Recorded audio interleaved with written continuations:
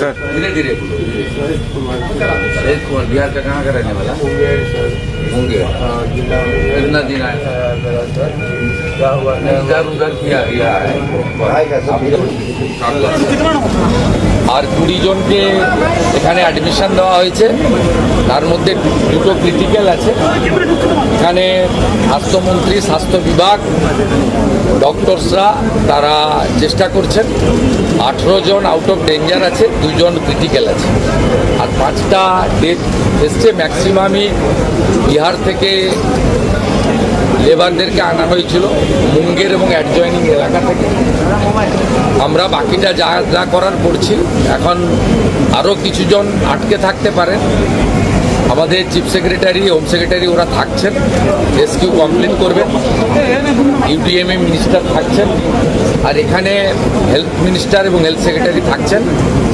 আর পুলিশের সঙ্গে কোঅর্ডিনেশন করে আমাদের কাজ হবে। তো আমি থ্যাঙ্কস জানাবো initially army, NDRF, civil defence, Kolkata police, KMC, ওরা যেভাবে কাজ করেছে। Fire brigade, loss of life অনেক বেশি হতো, আটকানো গেছে। যে মেন লেবার সাপ্লায়ার, নাম আমি বলছি না, ইনভেস্টিগেশনের রিজনে তাকে লালবাজারকে বলা হয়েছে, এডিসিপিকে বলেছি আমি যে ওকে অলরেডি আনতে, তাহলে অ্যাকচুয়াল সংখ্যাটাও পাওয়া যাবে আর ইনভেস্টিগেশনটাও আগে এগিয়ে নিয়ে যায়। বাকি যা অ্যাকশন নেওয়ার আগামীকাল আমরা নেব।